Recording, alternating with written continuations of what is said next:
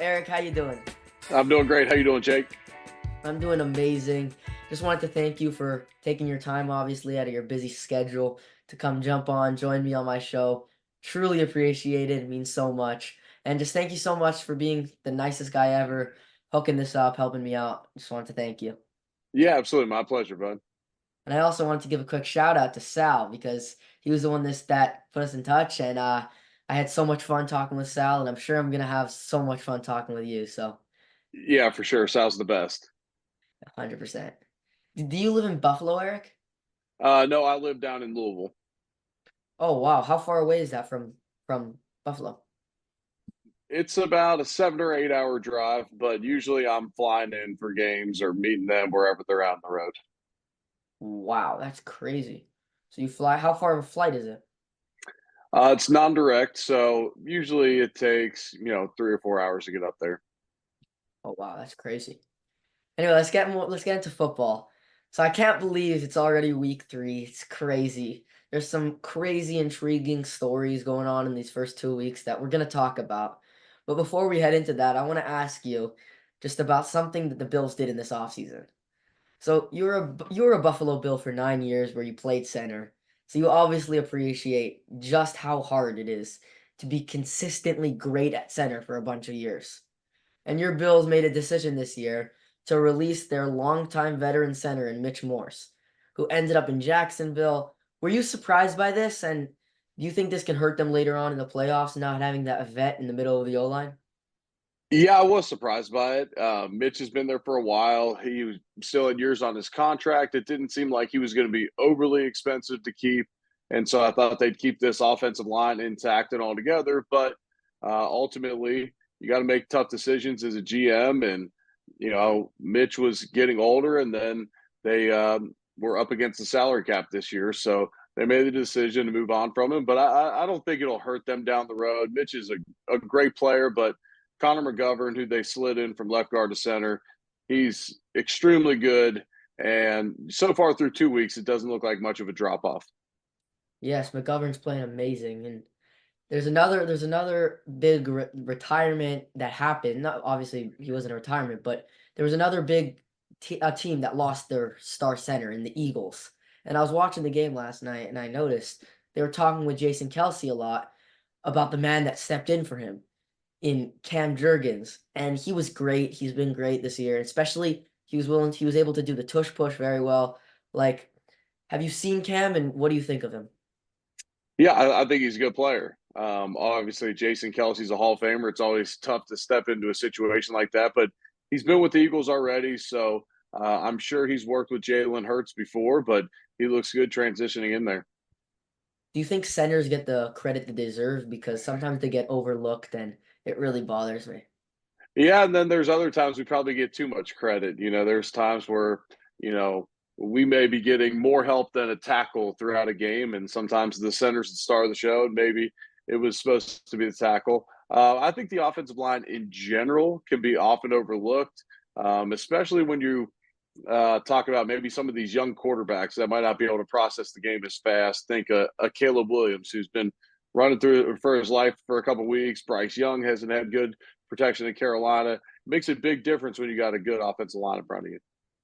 You know, you mentioned tackle, and I wanna ask you about week 1 in kickoff game, Ravens against the Chiefs.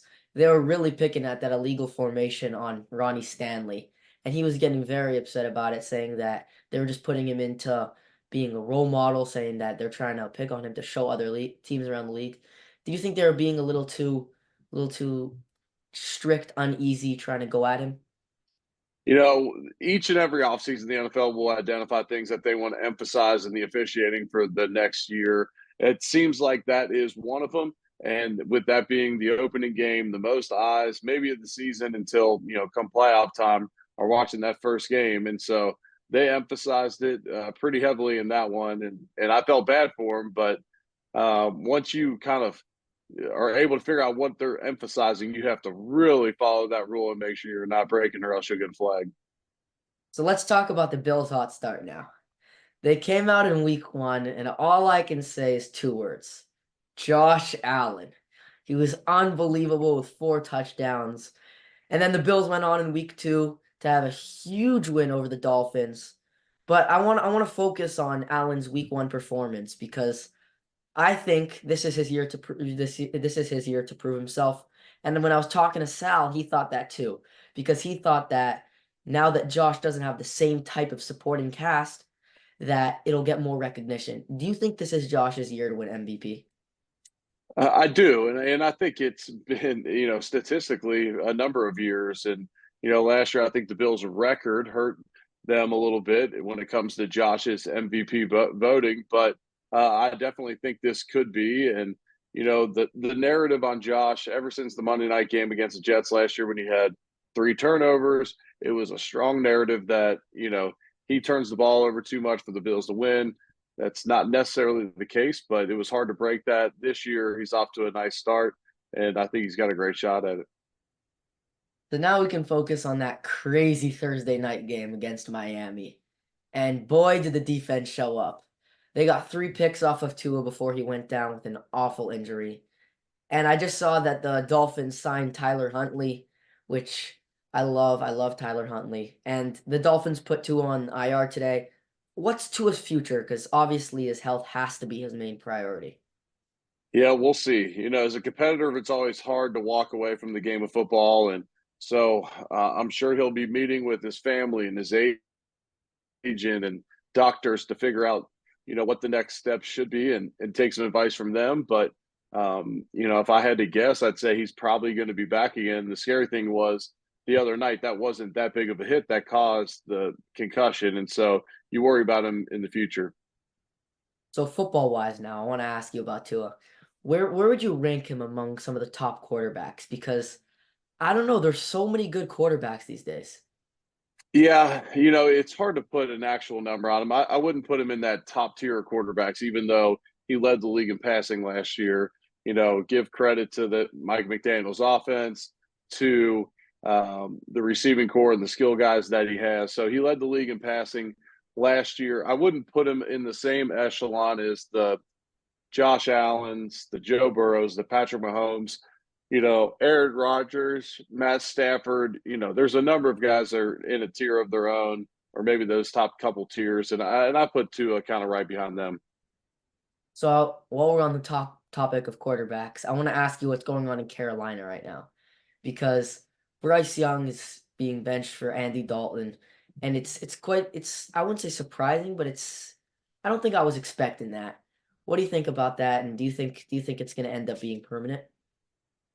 We'll see how Andy Dalton plays. They I don't think he was set up as in nearly as good of a situation as maybe CJ Stroud, who he's always compared to, was set up in Houston.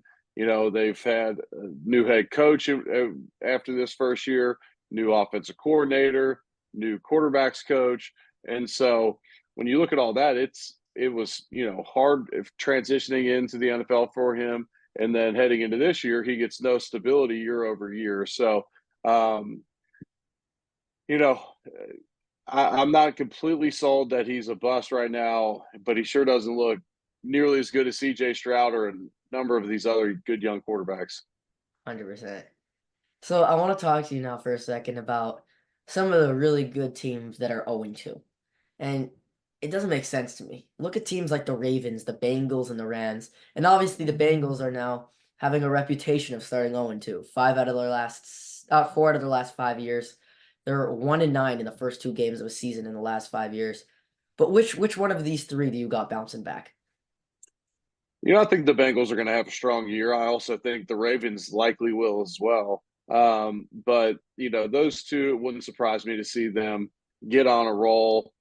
Burrow's got that confidence that like you mentioned, they've started slowly before, and then they rally and get it going. So I'd assume that T. Higgins being out the first couple of weeks, Jamar Chase not showing up for any training camp, that probably hurt their passing game, and I expect them to get on a roll at some point. There's also on the flip side a couple of teams who have been surprisingly great. Specifically the New Orleans Saints. They haven't just won both their games. They have destroyed their opponents, obliterated them. And they've been known for good defense for a couple of years, but their offense has never been this explosive. Just what have they been doing so right?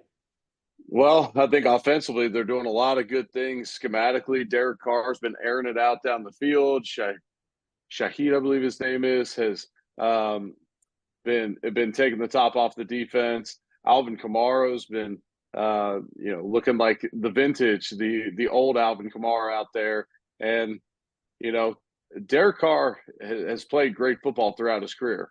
Last year was not his strongest year, and he's had down years as well. But prior to breaking his leg not that long ago, he was the MVP front runner. So he's got it rolling right now in New Orleans.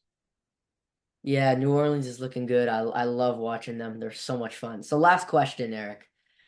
I want to talk to you quickly about the Chiefs Bengals game. And that pass interference call on 4th and 16 so late in the game. And it was a hesitation to throw the flag too.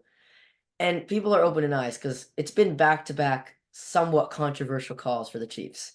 Even in week one when they played against the Ravens and Likely's called back touchdown for his toe was controversial. All Ravens players were saying that it was way too close to call it back and that they should have just gave the touchdown and gone for the two. Do you agree with this? And do you think there's any favorable type of calls towards the Chiefs? No, I thought both those calls were correct. And so, sometimes you create your own luck in life with how good you are. And, there's times where, the Chiefs, it may seem like they got a favorable call, but they also have calls go against them as well. They're just generally good enough to overcome them late in games. And so, I'm not buying that there is, you know, favoritism towards them throughout the officiating. Okay, I hear what you're saying, but I'm still feeling a little bit shady, but I understand what you're trying to say. Yep. Eric, thank you so much for coming today on Jake's Takes. I had so much fun. Did you have fun with me? Yeah, I did. I appreciate you having me on.